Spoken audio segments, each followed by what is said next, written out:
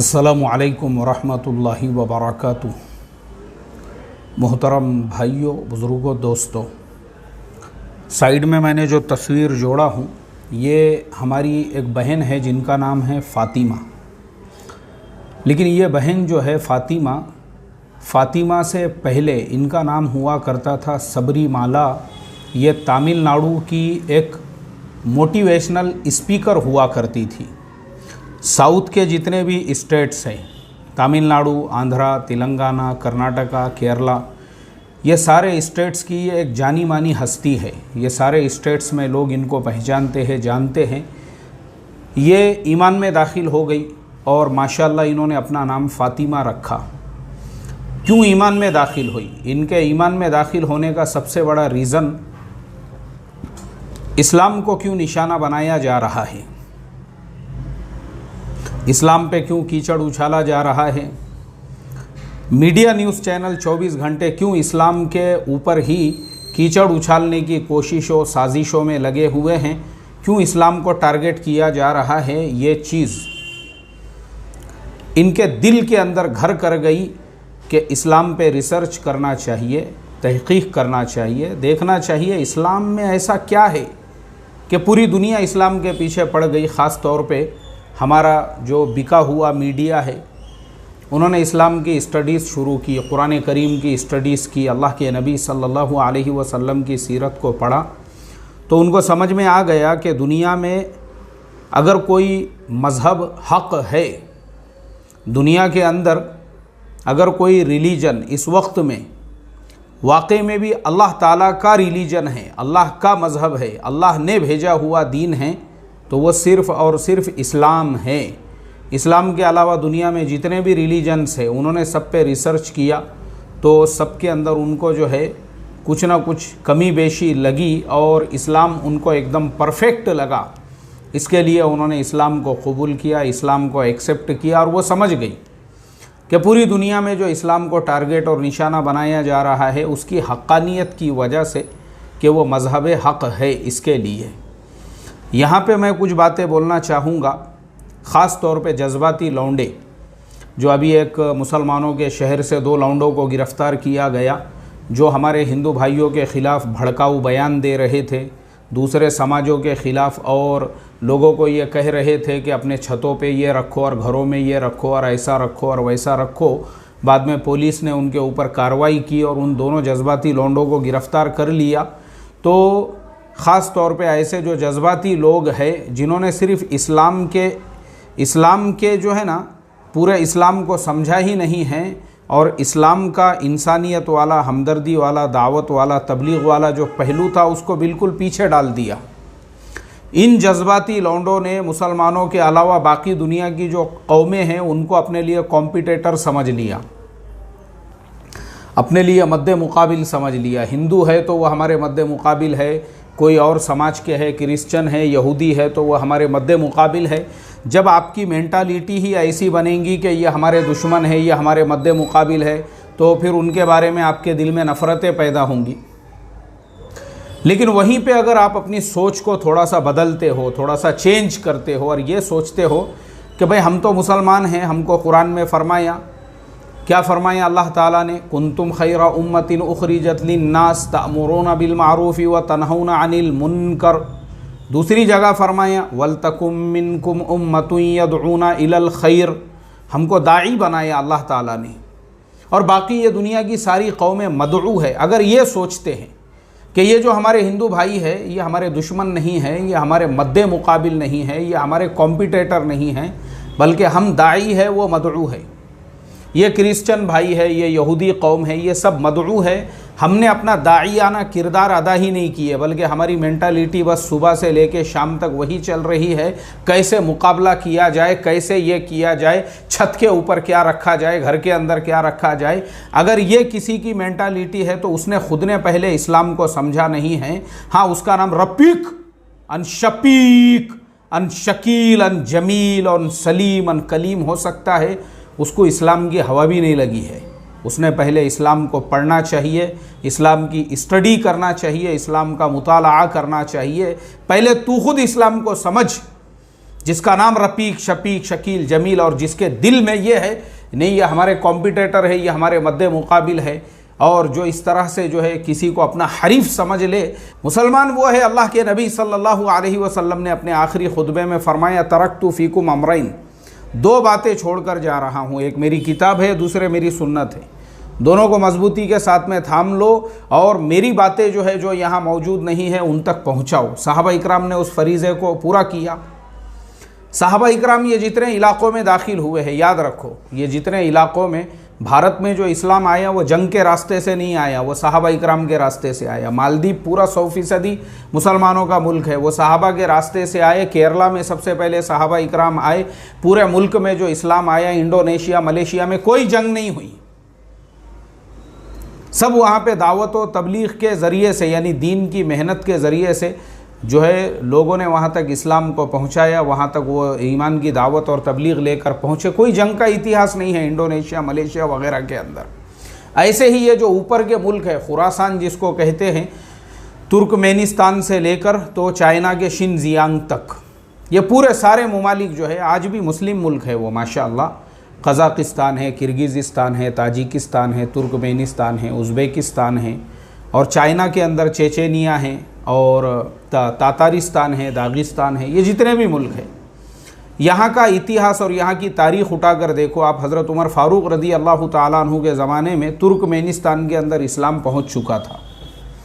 हज़रत उस्मान गनी रज़ी अल्लाह ताला अन्हु के ज़माने में फिर बाकी के मुल्कों में चाइना तक जो है इस्लाम पहुँचा, और हज़रत साद इब्न अबी वक्कास रज़ी अल्लाह ताला अन्हु एक कुरान करीम का नुस्खा लेकर वहाँ पे पहुँचे। चाइना के बादशाह को हदियतन उन्होंने दिया, तो उनका मज़ार भी आज भी वहीं पर है चाइना में, और वो कुरान करीम का नुस्खा भी आज भी वहाँ के म्यूज़ियम के अंदर रखा हुआ है, हज़रत उस्मान गनी रज़ी अल्लाह ताला अन्हु के ज़माने का।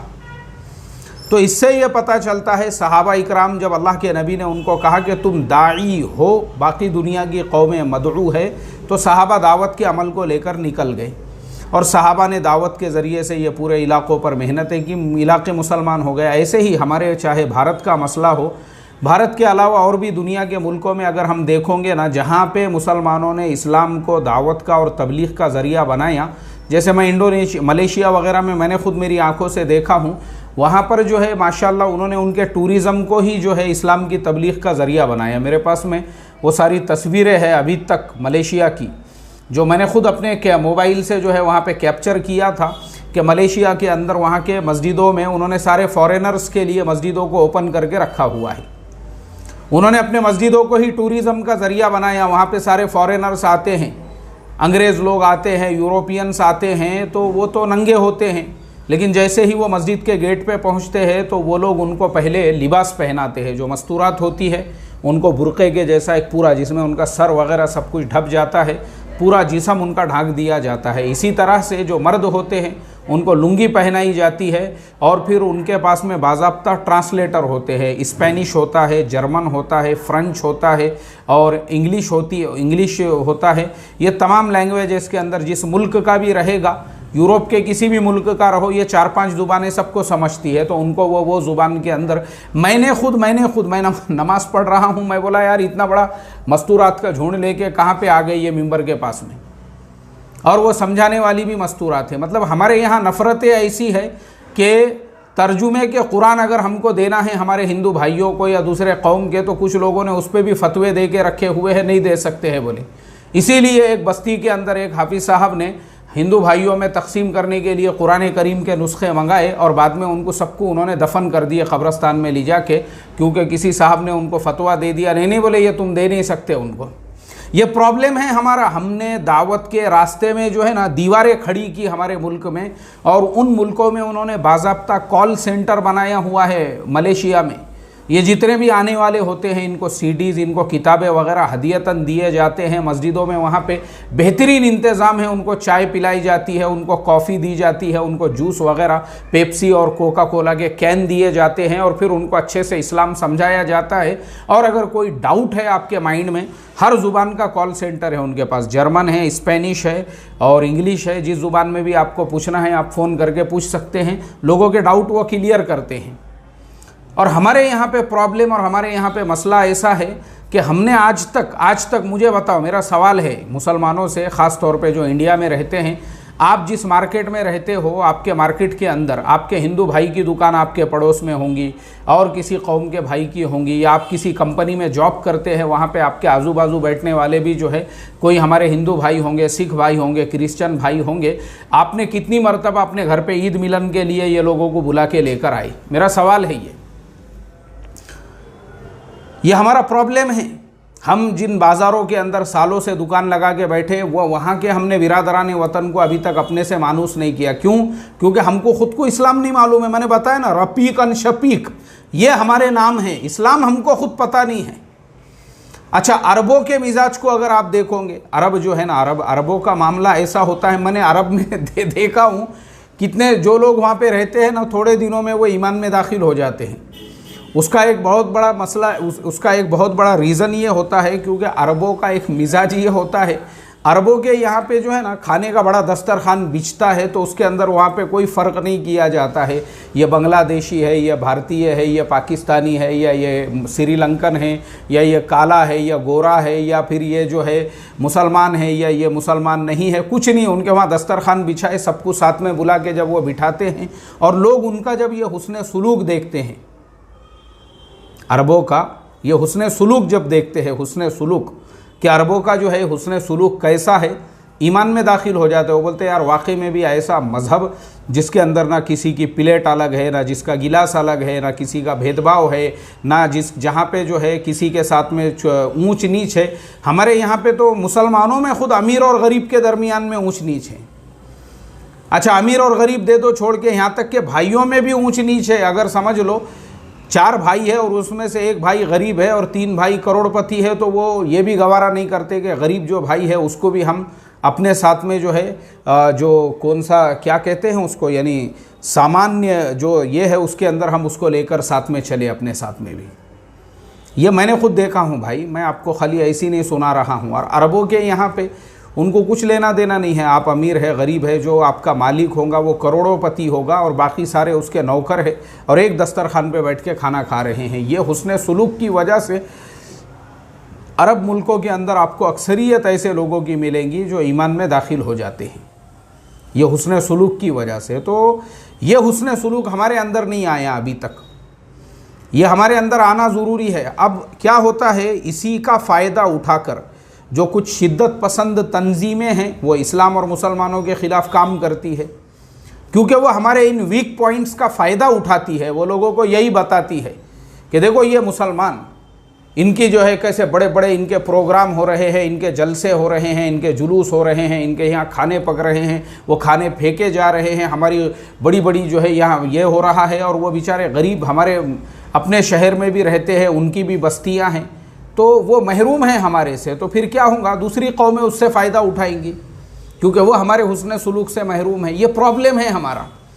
तो ये जो बहन है हमारी ईमान में और इस्लाम में जो दाखिल हुई है, ये हम तमाम लोगों को यही इबरत और नसीहत देती है कि हमारी दावत जो है ना वो पहुंच नहीं रही है, जो करने का काम है वो नहीं कर रहे। हमारे यहाँ सिर्फ नफ़रतें और शिद्दत पसंदी और जज्बाती ख़तीब, मैंने इससे पहले भी बताया हूँ, मेरे जैसे जो बात करने वाले हैं, जो आपको दावत का तरीक़ा सिखाएंगे, प्यार मोहब्बत हुस्न सुलूक, मेरे जैसे ख़तीब लोगों को पसंद नहीं आते। लोगों को कैसे ख़तीब पसंद आते, जज्बात, जोश। जैसे वो एक ख़तीब जो है अभी रमज़ान के महीने में ही मैंने देखा हूँ, धूप के अंदर लोग खड़े हुए हैं और जनाब जो है बीच धूप में खड़े रह के कौम को जोश जज्बात वरगलाने की बातें। और दूसरे दिन पता चल रहा जब पुलिस की तरफ से वारंट जारी हो गया, उसके बाद में जो है पलंग के नीचे जाके छुप गया, मिलने को भी तैयार नहीं है।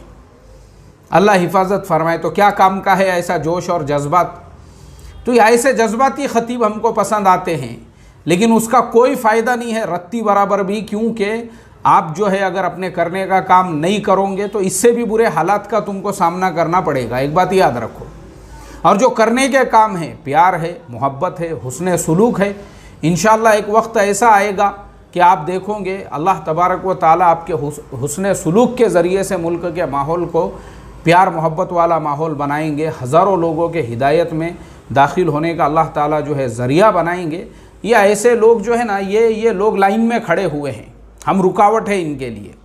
ये जो लोग हैं ना, ये लोग, ये जो हमारे इस्लाम से मोहब्बत करके ईमान में दाखिल होने वाले, तो हम रुकावट है। जैसे मैंने बताया वो जज्बाती दो लौंडों को एक मुसलमानों के शहर से पुलिस ने गिरफ्तार की, वही वीडियो को अगर हमारे उसी शहर के हिंदू भाई देखेंगे, उनमें बहुत सारे ऐसे होंगे जो मुसलमानों से मोहब्बत करने वाले होंगे, जो सेक्युलर जहन के होंगे, लेकिन वैसे वीडियो देख के वो भी भड़क जाएंगे। वो बोलेंगे यार ये तो क्या है, ये इनके ये अपनी कौम को ये सिखा रहे हैं, यानी अपनी कौम को एजुकेटेड नहीं बनाएंगे। और मुसलमानों में जिहालत, अनपढ़पन इसीलिए है सबसे ज़्यादा। ऐसे लोग हैं ये हमारी कौम के अंदर, या ऐसे बददिमाग लोग जो है ना, ये जो जज्बाती लौंडे हैं। और कोई अगर समझदारी की बात करे, वही लौंडा जिसकी मैंने बात किया ना, मेरे खिलाफ खुद उसने एक मुहिम चलाया था, खुद मेरे खिलाफ में मैसेजेस लिखकर और वीडियो बनाकर और ये करके, क्यों? ताकि लोगों को हमारी जो प्यार मोहब्बत वाली बातें हैं और तबलीग और दावत वाली बातें हैं वो समझ में ना आ सके। क्योंकि वैसे जज्बाती लौंडों को पता है उम्मत को गुमराह करना, जज्बात जोश की बातें बताओ।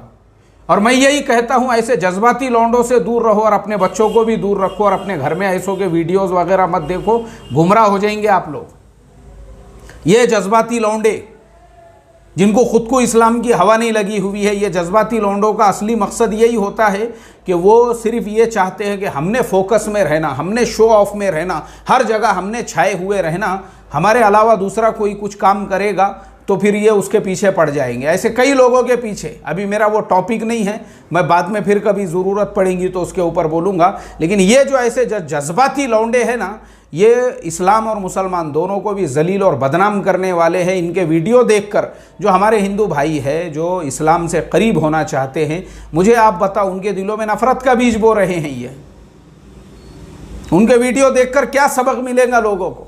तो इसके लिए भाई मेरा यही आप लोगों से मेरी रिक्वेस्ट और दरख्वास्त है। देखो अभी भी हमारे जो हिंदू भाई किसी भी कौम के, किसी भी समाज के, मुझे आप बताओ जो तकलीफ़ें अम्बिया अलैहिमुस्सलातु वस्सलाम ने बर्दाश्त की, अरे उसकी तो हवा भी नहीं लगी हमको पता भी नहीं है। वो नूह अलैहिस्सलाम ने 950 साल तक मेहनत की और 80 लोग ईमान में दाखिल हुए।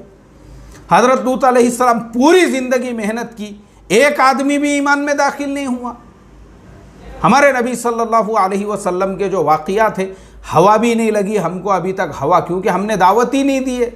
उन्होंने 950 साल काम किए थे, हमने 9.5 घंटे भी नहीं किए अभी तक, 9.5 लोगों के दरवाज़ों पे भी नहीं गए हम अभी तक। तो मुझे आप बताओ, वो सब होने से पहले ही हम जो है ये ऐसे जज्बाती लौंडे इस तरह के वीडियो बना के कौम को गुमराह करेंगे तो इस्लाम को नुकसान पहुंचने वाला है। इसलिए भाई मेरी इतनी ही रिक्वेस्ट और दरख्वास्त है, अभी भी हमारे लिए इस मुल्क में दावत के रास्ते, दावत के मौक़े खुले हुए हैं। रमज़ान का महीना है, सदक़तुल फ़ित्र जो है वो हम हमारे हिंदू भाइयों में भी अगर कोई गरीब है उनको भी दे सकते हैं, दलित भाइयों में कोई गरीब है उनको भी दे सकते हैं, आदिवासी समाज में जो गरीब है उनको भी दे सकते हैं। हम उनकी भी हेल्प करें, उनका भी ताउन करें। मुझे आप बताओ, मेरा आप लोगों से सवाल है, हमारे कितने हिंदू भाई ऐसे हैं जो ट्रस्ट चलाते हैं और बग़ैर भेदभाव के उनके ट्रस्ट के ज़रिए से लोगों की मदद की जाती है। ख़ुद मैं एक मस्जिद में इमामत करता था, मेरे एक मुसल्ली ने पूना के अंदर जो दगड़ू सेठ हलवाई का जो गणपति का मंदिर है और उसका जो ट्रस्ट है, उसके ज़रिए से अपने बीवी के हार्ट के सर्जरी का पूरा इलाज करा के लिया।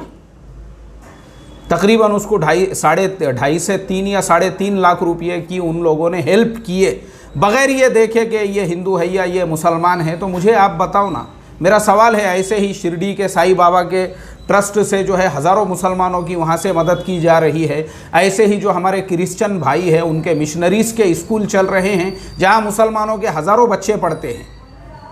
कई उनके हॉस्पिटल्स चल रहे हैं बड़े बड़े, जहाँ पे मुफ्त में फ्री में इलाज होता है पूरा का पूरा। मुझे आप बताओ, उन्होंने कभी ये भेदभाव नहीं किए। और हमारे यहाँ पे इतना हमारा प्रॉब्लम ऐसा है, अपनी कौम अपनी कौम अपनी कौम अपनी कौम अपनी कौम। अरे अल्लाह ताला ने हुजूर सल्लल्लाहु अलैहि वसल्लम को पूरी इंसानियत का नबी बनाकर भेजा था। पूरी इंसानियत के साथ हुस्ने सुलूक करो ना, देखो फिर तुम उसके नतीजे कैसे निकलते हैं। तो मेरा भाई इतना ही कहना है, नफ़रत के इस माहौल के अंदर हम वो काम करें जिसकी तालीम हमको हमारे नबी सल्लल्लाहु अलैहि वसल्लम ने दी है। तो रमज़ान के महीने में हम अपना सदक़तुल फ़ित्र भी हमारे उन भाइयों के साथ में शेयर कर सकते हैं। जैसे हमारे अपने महल्ले में कोई गरीब भाई है, हमारे हिंदू हो, सिख हो, ईसाई हो, दलित हो, अपने शहर के अंदर है, उनके साथ हुस्ने सुलूक कर सकते हैं।